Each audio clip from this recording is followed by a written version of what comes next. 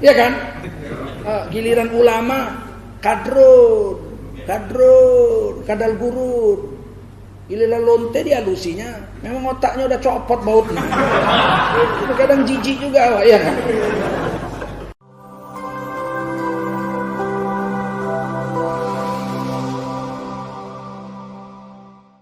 Berbuat satu kebaikan satu dibayar 10 pahala. Wa man jaa'a bis-sayyi'ati fala yujza illa mithlaha wa hum la yuzlamun. Siapa melakukan satu dosa dibayar satu dosa saja. Allah tidak mau menganiaya hambanya. Kan hebat Allah itu.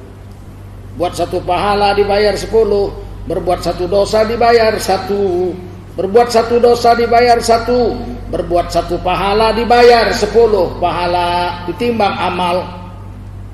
Dosanya 1000, pahalanya 1000. Masuk kemana nih orang? Surga atau neraka? Ayo, bingung. Dosa 1000, pahala 1000, masuk mana? Harusnya neraka lah. Berarti kan dia berbuat dosa 1000 kali, berbuat pahala cuma 100 kali. Kan satu pahala dibayar 10. Harusnya masuk neraka, tapi ada Nabi, dikasih Nabi syafaat. Maka jangan main-main dengan Rasul. Tak ada makhluk di dunia ini yang lebih agung dari Rasulullah Muhammad SAW. Bahkan dengan malaikat Jibril pun lebih agung Rasulullah Muhammad SAW. Kalau ada makhluk yang lebih agung dari Rasulullah Muhammad SAW, pasti nama orang itu yang dituliskan di sebelah nama Allah. Kenyataan tidak. Ketika Nabi Adam tinggal di sorga, beliau sempat melihat ke tiang aras. Di tiang aras tertulis 2 kalimat, La ilaha illa ana wa Muhammad rasuli. Tiada sesembahan kecuali aku Allah, dan Nabi Muhammad adalah Rasul utusan. Kalau ada yang lebih hebat dari Nabi Muhammad, pasti nama orang itu yang ditulis. Betul? Malaikat Jibril kerjanya mengantar wahyu kepada Nabi Muhammad. Nabi Muhammad menerimanya. Mana lebih hebat? Tukang antar surat atau terima surat? Siapa yang lebih hebat? Yang tukang antar apa yang tukang terima? Jangan main-main. Hari ini apa yang diajarkan Rasul kita anggap remeh. Tak ada kejayaan kecuali dalam Islam. Siap untuk menerima iman 100%? Siap. Siap. Iman diperiksa di kubur. Diperiksa di kubur iman. Di akhirat nggak perlu diperiksa lagi, langsung aja kafir masuk neraka. Betul nggak? Nggak diperiksa iman. Yang diperiksa di akhirat itu amal. Ditimbang apa yang ditimbang? Bukan iman udah dibereskan di kubur. Makanya kafir langsung digiring masuk neraka karena iman sudah dibereskan di kubur pemeriksaannya. Begitu orang masuk kubur, datang malaikat 2. Namanya Mungkar Nakir. Bukan Mungkar Mangkir. Mungkar Nakir. Semua Mungkar Nakir. Kadang orang Islam nih, kau nanti di kubur jumpa malaikat Mungkar Mangkir. Ada Mungkar Mangkir. Malaikat Mungkar Nakir ini kejam, Pak. Siapa aja masuk, dia tanya langsung, "Man buka." Suaranya sekeras petir. Kecuali Nabi dengan Rasul aja dia nggak berani nanya. Nabi Muhammad mana berani malaikat Mungkar Nakir nanya, "Man buka." Mana berani Mungkar Nakir nanya Nabi Muhammad. "Man nabiuka?" Siapa nabimu? "Akulah," katanya. Apa kau tanya-tanya?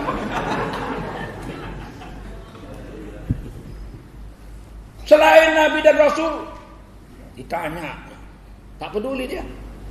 Asal masuk, belum pulang yang ngubur. Yang ngubur belum pulang, ditanya, "Man rabbuka?" Siapa Tuhan sembahanmu? Iman. Rukun iman yang pertama.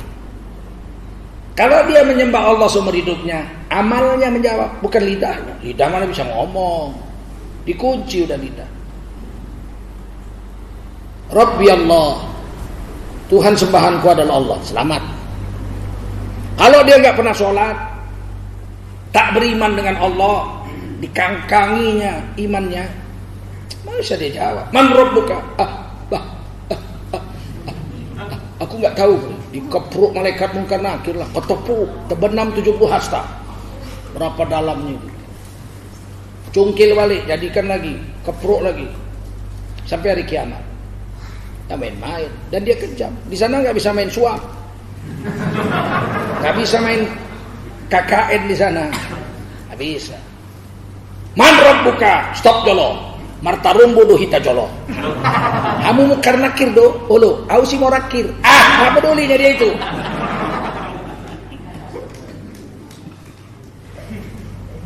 Yang ditanya adalah siapa sembahan? Ma imamuka, kitab suci apa menjadi pedoman hidupmu di dunia? Apa yang kita jadikan pedoman? Al-Quran. Kalau Quran selama ini dikangkanginya, mana bisa dia jawab di kubur? Quran bilang tutup aurat, pakai jilbab, diselewengkan. Ustadz bisa, orang ahli agama pidato coba. Wanita muslimah tidak wajib pakai jilbab. Loh, hebat ini orang. Yang wajib bagi wanita muslimah adalah menutup aurat, bukan pakai jilbab. Jadi nutupnya pakai panci.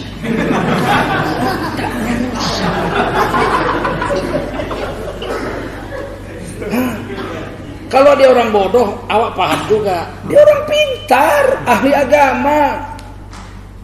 Mau ditipunya kita. Quran mengatakan menutup aurat itu pakai jilbab. Disebut jilbab. Ya ayyuhan nabi, qul li azwajika wa banatika wa nisa'il mu'minin yudnina 'alaihinna min jalabibihin. Hai Nabi, perintahkan kepada istri-istrimu semua, anak-anak perempuanmu semuanya, dan istri orang-orang beriman.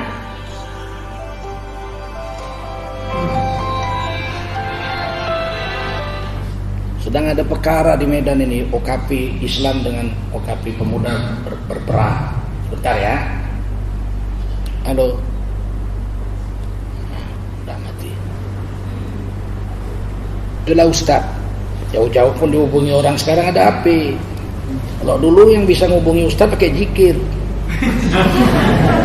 Kalau zikirnya rusak nggak tembus. Sekarang pakai HP ya, tidur pun diganggunya. Baik, apalah mujahadah sedikit. Karena salah satu tugas orang Islam itu fa aslihu baina akhwaikum. Baik membaikkan sesama kita. Ada orang bertikai, baik-baikan. Tadi saya sudah telepon ajudan gubernur supaya selesaikan. Kita lanjut ya. Sampai mana tadi? Hai Nabi, perintahkan kepada semua istrimu, anak perempuan dan semua perempuan beriman, itu istri orang beriman. Wajiblah mereka menutup seluruh tubuh mereka dengan jilbab. Jilbab mereka disebut jalabib, itu jamak dari kata jilbab. Tutup aurat itu perempuan pakai jilbab. Tiba-tiba ada ahli agama bilang wanita wajib tutup aurat, tapi tidak wajib pakai jilbab. Kan jelebau. Tahu jelebau kalian? Jelebau itu bahasa kami orang Melayu Delhi, labi-labi. Allah bilang jilbab, dia bilang nggak perlu pakai, nggak wajib pakai jilbab. Banyak sekarang Pak orang menyesatkan orang Islam, ahli agama. Hati-hati kalian memilih guru, hati-hati kalian memilih ulama yang akan kalian ikuti di akhir zaman. Ulama yang dekat dengan penguasa nggak usah dekat-dekat kalian. Kata Nabi maling itu. Kalau ada ulama datang-datang ke rumah penguasa, itu pencuri kata Nabi. Maka kami memilih jarak dengan penguasa, bukan benci dengan penguasa. Memang disuruh Nabi memilih jarak. Kalau dia bagus, dukung. Kalau dia salah, kritik. Betul? Jangan mengharapkan duit dari pejabat. Maka ulama harus bekerja. Saya masih bekerja sampai sekarang. Nggak peduli kita dengan uang ceramah-ceramah. Nggak usah dibayar, nggak apa, kenapa rupanya. Orang bukan untuk kita kok, dapat pun kita bagi semua orang. Dulu saya nggak terima pun sama sekali. Tapi belakangan banyak kali orang miskin datang aja sama awak. Orang Islam ini pula kalau susah datang ke ustaz.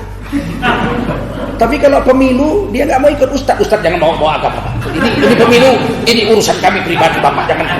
Yo, giliran pemilu dia pilih menurut nafsunya. Giliran susah datang ke rumah ustaz, bidik itu, minta cerai bidik itu. Kadang-kadang kepingin juga pak menekekkan kepalanya. Orang hari ini yang nggak menteng aja sama agama.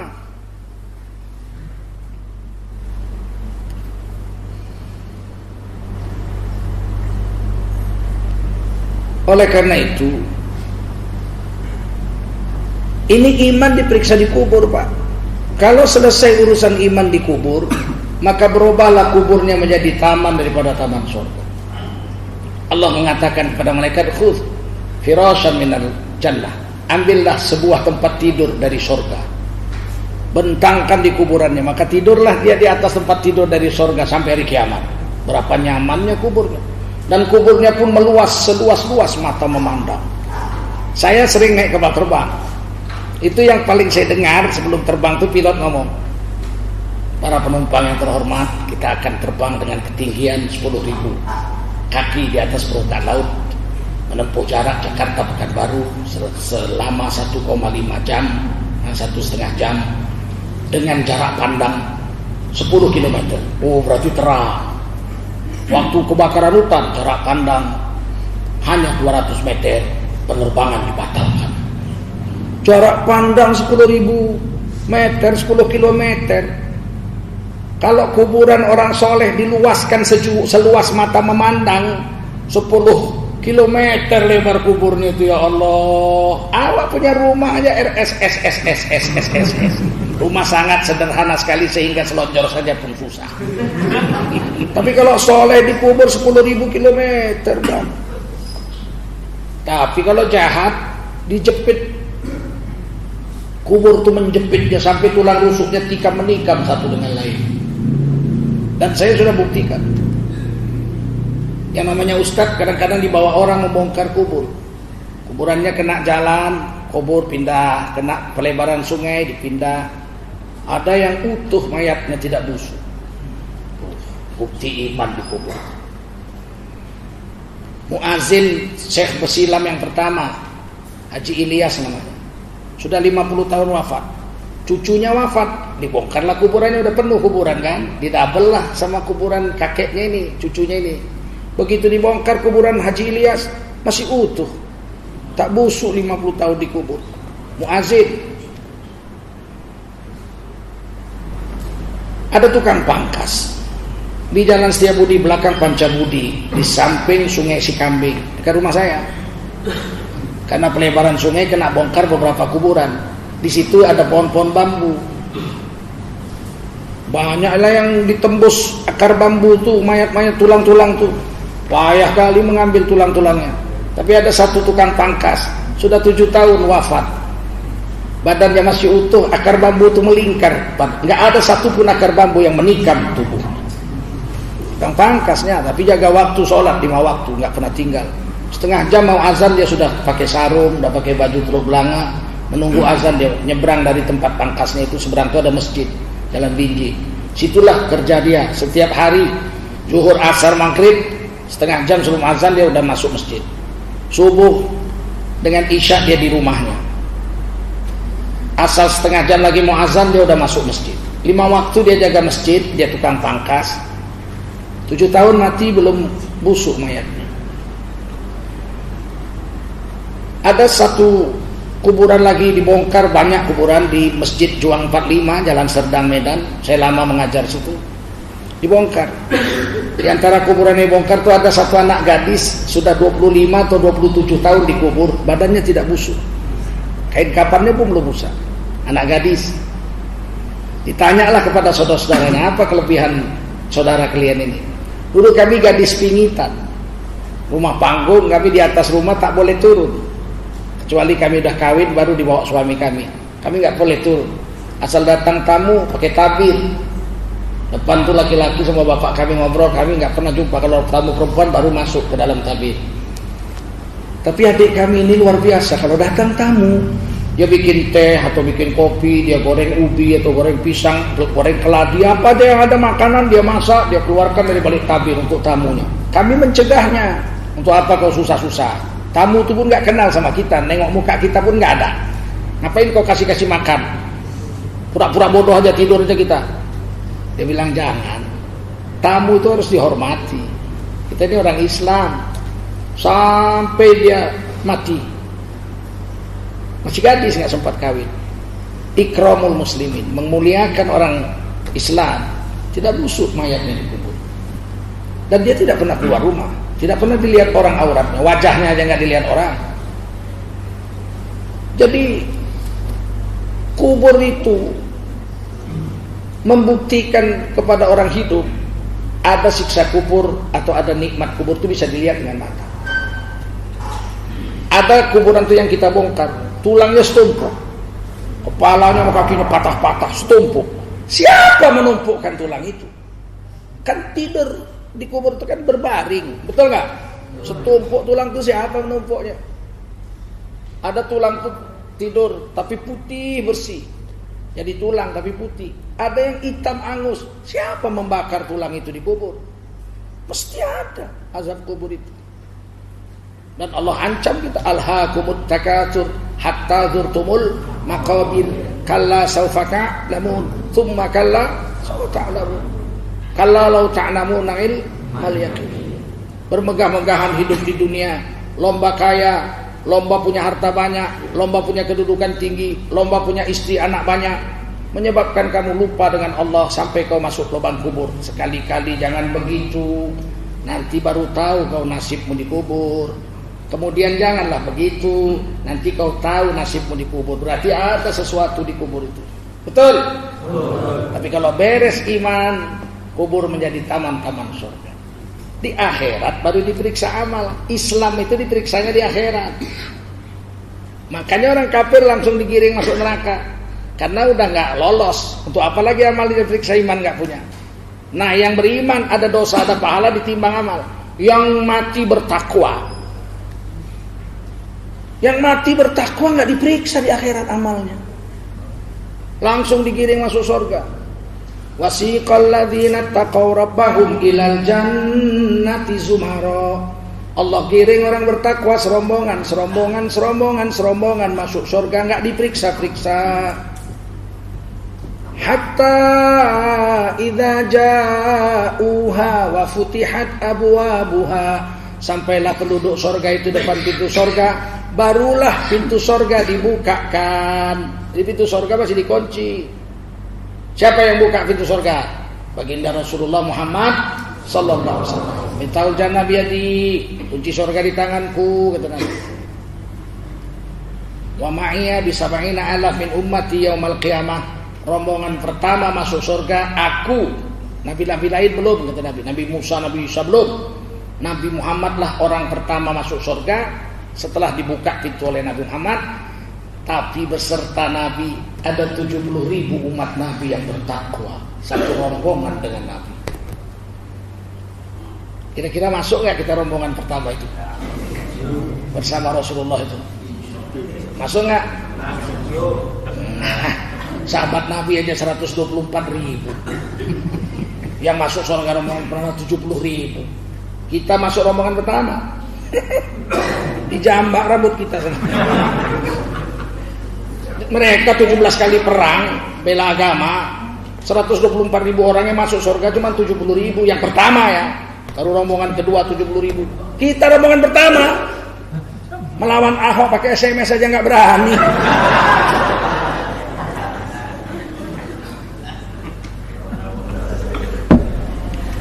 Sholat Jumat aja udah, khotib sudah baca barakallahu li wa lakum fil Qur'anil azim, baru dia masuk masjid. Itu pun sambil buang rokok. Mau masuk surga rombongan pertama. Orang bertakwa masuk surga nggak diperiksa-periksa. Kenapa? Karena surga memang untuk orang bertakwa. Uiddat lil muttaqin. Memang surga untuk orang bertakwa.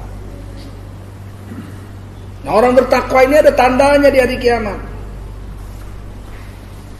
Kalau rajin wudhu, rajin sholat seumur hidupnya, dia jaga sholat dan wudhunya,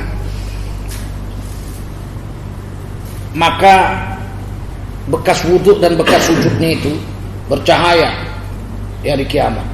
Munawwaroh, bercahaya di hari kiamat, seperti matahari terangnya.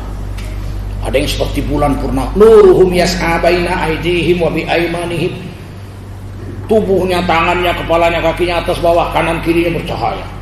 Sehingga malaikat langsung tahu, nih siapa nih yang bercahaya-cahaya ini? Ini umat Rasulullah. Mau kemana? Mau ke surga. Apa amal kalian waktu di dunia? Oh, kami senantiasa berwudu dan menjaga sujud. Masuk surga. 8 pintu surga. Pintu utama yang pertama namanya babus sholat. Pintu untuk orang-orang yang unggul sholatnya. Jelas? Nggak diperiksa, bercahaya. Tapi ada yang ikut masuk. Wah, itu kan bapakku itu. Lari, itu kan adikku, lari, itu pamanku, lalu itu kan supirku. Kok bisa bercahaya ya supir ya? Dia lari, dia kejar, semua ikut mau masuk, di stop malaikat tengah jalan. Wamtazul yauma ayyuhal mujrimun. Minggir orang berdosa. Enggak boleh kamu ikut masuk. Itu kawanku itu bibiku, itu adikku itu tetanggaku. Minggir. Mereka orang-orang yang menjaga sholat, menjaga wudu. Kenapa kami nggak boleh? Raimu meleketek, Mas.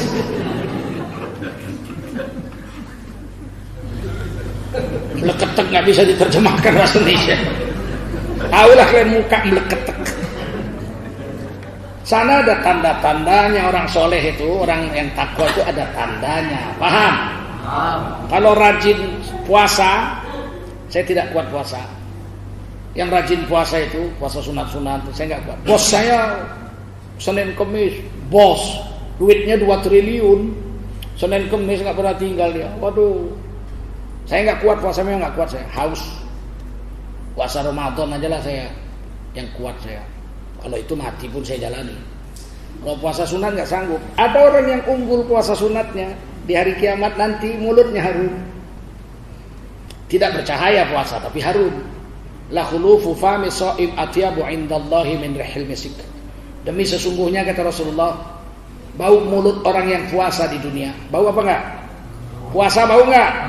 Atyabu indallah min rihil misik. Nanti di sisi Allah di hari kiamat lebih harum dari minyak kasturi. Cukup orang-orang ahli puasa itu kasih salam sama malaikat-malaikat penjagaan akhirat. Assalamualaikum, keluar dari mulutnya. Bau harum berkilo-kilometer. Malaikat cium. Wow, this is a very good smell.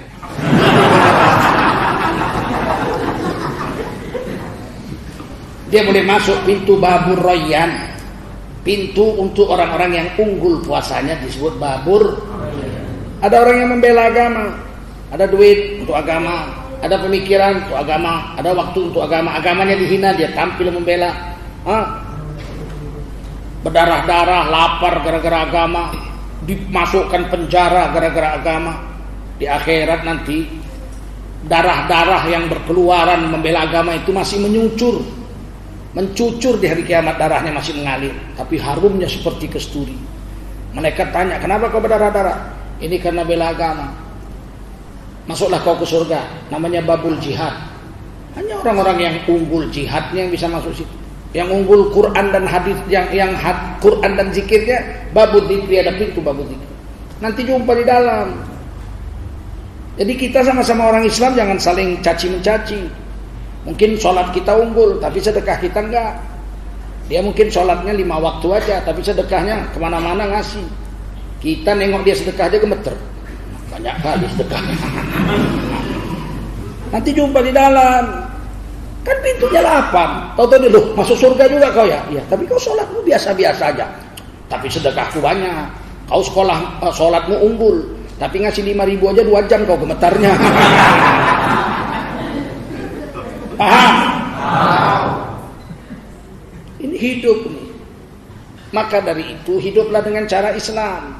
Dan ini diperintah Allah di Quran. Ya ayyuhalladzina amanu, hai kamu yang telah beriman.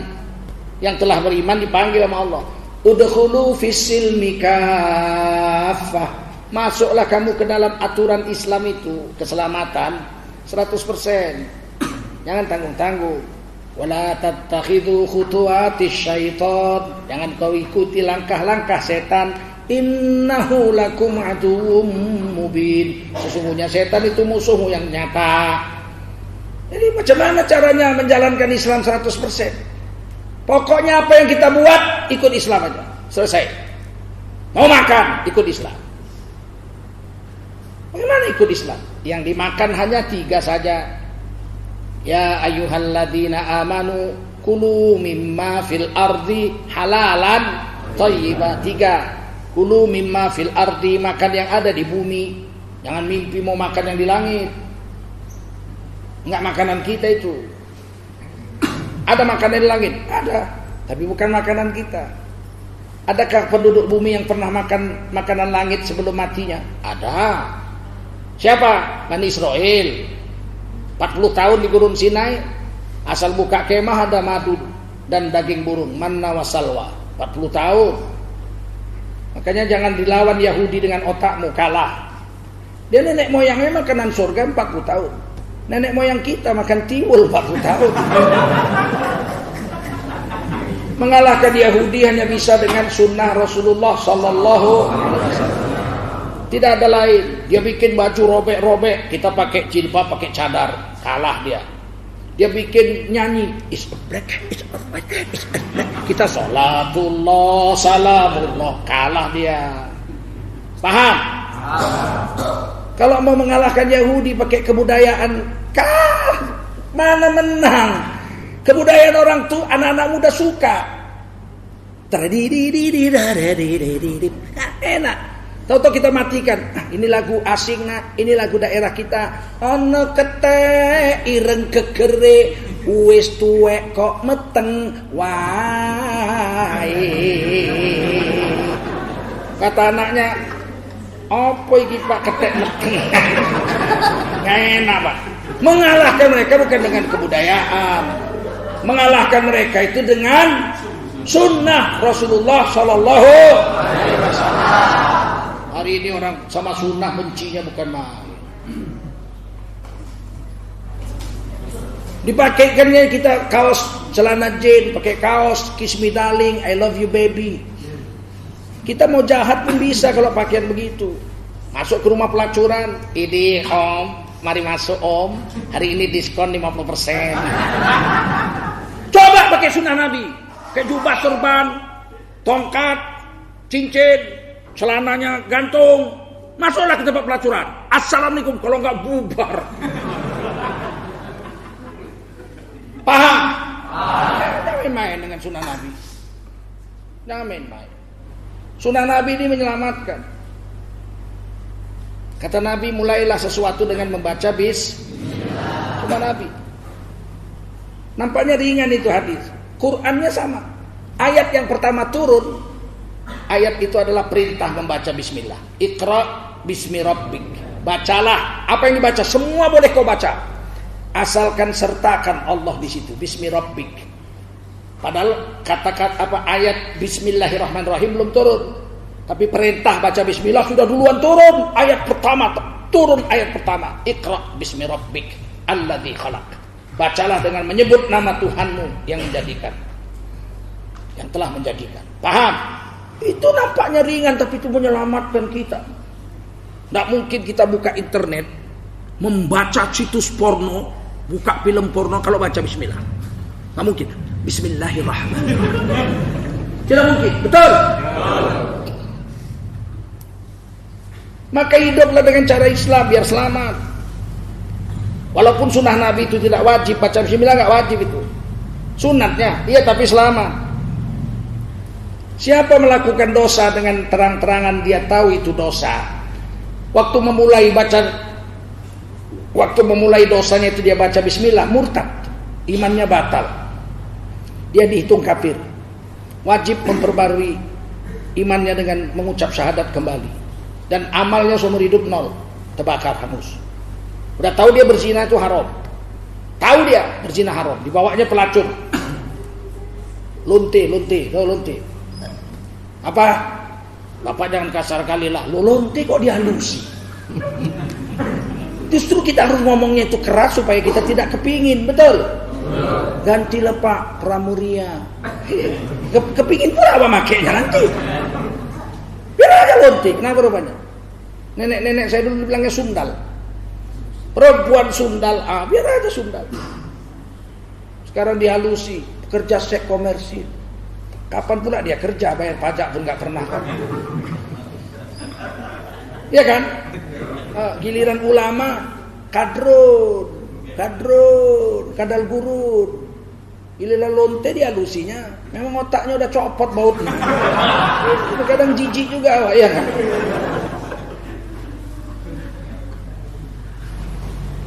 Kalau dia tahu berzina itu haram, dibawanya perempuan pelacur ke kamar hotel. Waktu dia memulai berzina itu dibukanya baju perempuan itu, dia baca a'udzubillahi minasyaitonirrajim, bismillahirrahmanirrahim, dia mulai zina. Maka dia bukan sekedar dapat dosa zina, pastilah dapat dosa zina. Itu pasti karena dia berzina.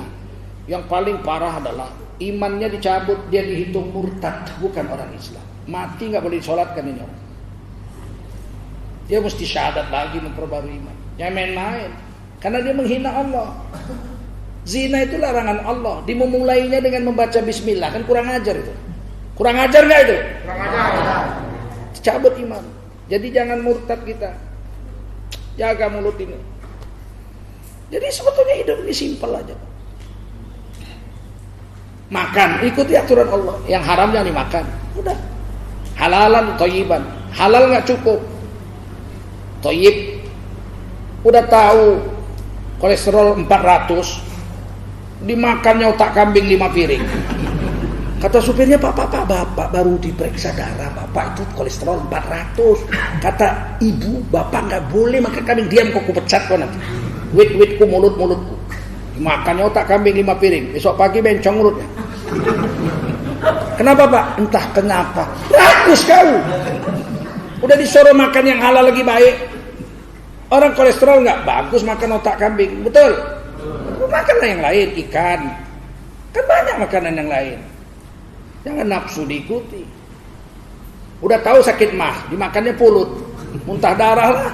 Pulut kan halal pak, halal tapi tidak thayyib, tidak baik untuk orang yang sakit mah. Kalau orang sakit mah makan bubur lah, makan labu. Nabi Yunus dimakan ikan 40 hari, lengket ususnya. Nggak makan 40 hari, hancur kulit dagingnya, kena asam lambung ikan itu. 40 hari dimuntahkan ikan lagi ke kampung halamannya di Nawawi, di Irak. Tergeletak, duduk pun nggak mampu lagi. 40 hari nggak makan, badan udah hancur semua ini, kena HCl itu asam lambung ikan. Ususnya udah lengket. Tiba-tiba Allah kirim kambing dari atas bukit. Ditinggalkannya anak-anaknya lagi menyusu, lari dia ke pinggir laut, dikangkangkannya Nabi Yunus, diletakkannya puting susunya ke mulut Nabi Yunus. Nabi Yunus tinggal isap aja susu kambing itu, kenyang, pergi kambingnya.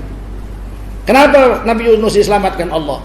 Karena selama di dalam perut ikan, Nabi Yunus zikir, la ilaha illa anta subhanaka inni kuntu minadz zalimin. Zikir menyelesaikan semua masalah hidup. Islam ini sholat menyelesaikan masalah, puasa menyelesaikan masalah, wasta'inu bisabri was, takwa menyelesaikan masalah, wa may yattaqillaha yaj'al lahu makhraja wa yarzuqhu min haitsu la yahtasib.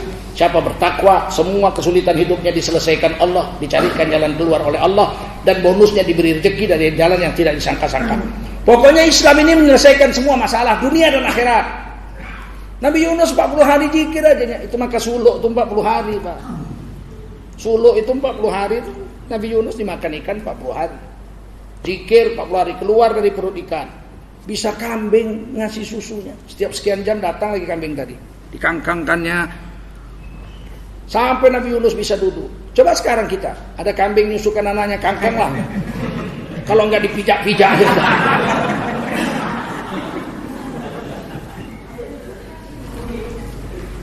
Maka ketika minum susu kambing itu, kulit-kulit Nabi Yunus yang luka bersih. Jadi untuk supaya perempuan itu supaya kulitnya bersih, seringlah minum susu kambing. Kemudian begitu Nabi Yunus sudah bisa duduk, Allah tumbuhkan labu. Mana ada labu di pantai di air asin, tapi ini labu itu istimewa, tumbuh buah masak. Dipotong Nabi Yunus pakai pisau yang ada di pinggangnya, Nabi Yunus makan. Maka orang yang sudah lama tidak makan, ususnya sudah luka, obat yang paling mujarab yang dikirim Allah adalah makanlah labu. Datang dia makan pulut, muntah darah lah, mati lah dia. Sebetulnya Islam ini cukup sempurna. Kalau ngaji nih sampai besok pagi nggak habis nih. Kita bahas ini Islam ini nggak habis sampai besok pagi. Makan ikut Islam. Yang ada di bumi yang halal lagi minum ikut Islam. Pakai baju, cari nafkah ikut Islam. Jualan ikut Islam. Jualan jangan menipu, jujur aja. Saya guru ngaji saya, Quran saya, salah satunya tukang ikan. Nggak sengaja itu. Saya itu sudah juara MTQ tingkat kecamatan. Dibelikan bapak saya tape recorder yang bagus. Guru saya yang pertama itu fasihnya bukan main baca Quran, tapi tidak bisa berlagu. Jadi saya dibelikan bapak saya kaset, saya tiru-tiru lah lagu itu. Saya tiru-tiru pakai kaset, saya rekam, nanti saya ulang, wah ini salah sini, ini kurang bagus, ini kurang enak lagunya, gitulah. Seharian itu kalau hari Ahad saya libur, dari pagi sampai asar, saya cuma berhenti makan sama sholat aja. Ngaji, direkam, diulang, direkam. Salah satu tukang ikan namanya Bang Buyung, murid As-Syaikh Azra'u Abdurrauf, guru saya, belakangan saya ngaji dengan dia. Dia antar ikan, pergi nanti sore dia kutip duitnya. Kalau ada ibu saya langsung dibayar. Antar ikan ibu saya nggak ada, pergi nanti sore dia balik. Waktu dia sore balik saya masih ngaji. Dia dengar saya ngaji. Terus dia masuk ke dalam rumah saya. Assalamualaikum, Pak Ci, saya bilang masuk. Pak Ci nggak berwudu katanya. Diambilnya korek api. Buka tadi Quran. Saya udah tutup Quran tadi, jangan dibuka. Buka, jangan ditutup. Ditunjukkanlah di sini salah, di sini salah. Ini wakofnya, kalau di sini wakof, ibtidaknya mengulangnya dari sini. Sini, tukang ikan jago kali Quran rupanya. Saya cium tangannya. Ajarkan saya Quran Pak Ci. Tengoknya saya, boleh setiap hari Pak Ci datang sini mengantar ikan, waktu baliknya pulang, kamu boleh setengah jam mengaji sama saya. Diajarkan itu Quran. Makanya dan tidak bayar. Tamat dari dia dibawanya ke seniornya lagi. Tamat dari seniornya dibawa ke seniornya lagi. Terakhir dibawalah ke guru besar Al-Hafiz As-Syaikh Azra'u Abdurrauf. Dari sanalah saya dapat sanad Quran tembus ke Rasulullah SAW. Masih saya simpan sanadnya. 23 tahun saya belajar Quran ini. Gak mudah lah memang. Tapi di dalam Quran itu semua ajaran Islam itu sudah lengkap. Mau yang wajib, mau yang sunat, mau yang afdol, mau yang haram, ikut aja. Halal di bumi, halal lagi baik. 3 itu aja. Ukurannya begini aja. Kalau saya mau melakukan sesuatu, ukurannya ingat. Kalau aku buat ini Allah suka apa enggak? Kalau aku buat begini, boleh apa enggak sama Allah sama Rasul? Udah selesai, itu aja ukurannya, itulah Islam itu. Selamat. Itu tukang ikan itu, jujurnya bukan main. Pernah ditawar bapak saya, ini kepah. Ini berapa sekilo? Sekian. Kurang. Nggak bisa bang, kalau kurang untungku tak pantas. Tetap untung tapi tak pantas. Aku naik sepeda bang dari Sukarame kemari keliling kampung ini. Kalau aku jual seperti yang abang tawar itu, katanya sama bapak saya masih untung bang, tapi tak pantas untungnya. Bapak saya temenung gitu. Iya ya. Saya mendengar itu sampai mati saya kalau belanja sama orang Islam nggak mau nawar. Itulah pelajaran waktu kecil. Bapak saya nawar. Tapi dia bilang, kalau segitu harganya Pak, tak pantas untungnya untukku. Berarti ada untungnya, tapi tak pantas. Hebatnya. Dan memang ahli Quran. Jujur. Tapi sekarang ini penipu berapa banyak. Saya itu belanja sejak kecil. Sampai kawin. Istri saya tidak saya kasih belanja ke pasar. Saya yang belanja. Istri saya masak aja di rumah. Belanja saya. Satu hari, saya lihat ada orang jual bawang goreng. Sedangkan istri saya itu setiap saya masak sayur selalu rebus-rebus sama lalap. Kalau rebus pasti disiramnya pakai bawang goreng dan mengupasnya itu menangis-nangis dia. Saya lihat gitu, Allah, marilah aku yang ngupas. Tak usah bang, biar saya aja. Ini ringannya kerja ini. Begitu saya lihat ada orang jual bawang goreng, kan hati saya teringat istri. Saya beli 10 bungkus bawang goreng. Oh, udah, saya bilang ini saya semua ini bawang goreng. Tak usah kupas-kupas lagi, tinggal tabur aja. Senanglah istri saya taburnya. Besoknya kupas lagi. Kenapa kok kupas lagi bawang? Saya bilang, nggak apa-apa bang. Yang beli semalam mana? Nggak usahlah dipakai itu, kurang bagus. Saya ambil, bagus, masih harum. Diam istri saya. Pakai, nggak mau istri saya. Pakai saya bilang. Diambilnya gunting, seret, letakkannya di atas piring. Ini bawang, ini bawang, ini bawang, ini bawang. Ini kulit singkong, ini kulit singkong. Ini bawang, ini kulit singkong. Ya Allah, tukang jual bawang dicampurnya sama kulit ubi kayu. Saya ambil sisanya itu 8. Besok saya datang belanja, kamu jual bawang goreng menipu kamu, saya bilang. Pucat langsung dia. Kata istriku ini, saya koyak. Nih, ini kulit daun ubi, apa kulit ubi kayu nih, kulit singkong nih, kulit singkong. Ini bawang, kok kenapa kau campur? Kata istriku, itu kulit singkong itu mengandung racun ini, racun ini. Istriku ini insinyur teknik kimia, USU, bukan kaleng-kaleng. Gue bilang, hah? Kenapa kau tipu kami? Saya belanja sama kau nggak pernah nawar, tapi kau tipu. Nangis dia. Aku pak, untungnya kecil kali pak. Bilang, kalau harga segini aku rugi. Kau jual yang harganya pantas, untung untukmu. Jangan kau tipu kami. Kau sekolahnya apa? SD pak. SD pun penipu, apalagi menteri ya nggak? Ini iman rusak pak. Pokoknya ukurannya Allah aja, betul nggak? Saya pakai baju ini halal apa enggak menurut Allah dan Rasulnya? Kalau halal pakai, kalau enggak jangan. Saya berdagang, saya dagang barang yang saya jual ini dihalalkan Allah atau enggak sama Rasul? Enggak, jangan jual. Mudahnya hidup ini. Saya misalnya hilang di hutan 3 hari, masuk ke kota, ke kampung, lapor sama kepala desa. Kepala desa, saya orang Jakarta, naik kapal terbang jatuh, mati semua kecuali saya. Ini kartu saya, kartu penduduk saya. Lapar kali udah 3 hari nggak makan.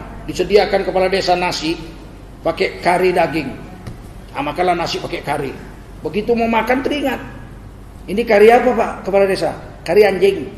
Oh, saya nggak boleh makan anjing pak, kepala desa saya orang Islam. Udah 3 hari kau nggak makan adalah kari anjing ini. Enggak pak, lebih baik saya makan nasi pakai garam daripada saya makan nasi pakai kari anjing. Itu orang Islam begitu. Ukurannya itu Allah aja. Kalau seumur hidup kita ukurannya Allah dan Rasul, ditulis di Quran, wa may yuti'illaha wa rasulahu faqad faza fawzan 'azima. Siapa yang taat sama Allah sama Rasul, maka orang itu telah sukses dengan kesuksesan yang agung. Kalau Allah sudah bilang sukses, berhasil, berjaya, seluruh dunia bilang kita gagal pun kita akan tetap berjaya. Betul? Ternyata kesuksesan hanya satu, taat sama Allah sama Rasul. Gembel pun kita mati kelaparan 14 hari nggak makan, tapi mati dalam mentaati Allah dan Rasul, kita mati dengan kesuksesan yang agung. Paham? Kita jadi raja, kaya raya, mati kita tapi dalam mentaati Allah dan Rasul, maka kita sukses dengan kesuksesan yang agung. Kita orang bodoh, sekolah nggak pernah naik kelas, tapi kita mentaati Allah dan Rasul, kita orang yang Profesor Doktor S3, tapi kita orang yang mentaati Allah dan Rasul, kita orang yang di akhirat sukses juga cuma satu. Tidak ada 2, 3, 4, 5. Faman zuhziha 'anin nar, siapa yang selamat di akhirat dari neraka, wa udkhilal jannata faqad faz, dan dimasukkan ke surga, orang itu telah sukses. Wa mal hayatud dunya illa mata'ul ghurur. Adapun perhiasan dunia, hidup di dunia ini adalah perhiasan palsu dan menipu belaka. Sampai sini paham? Paham?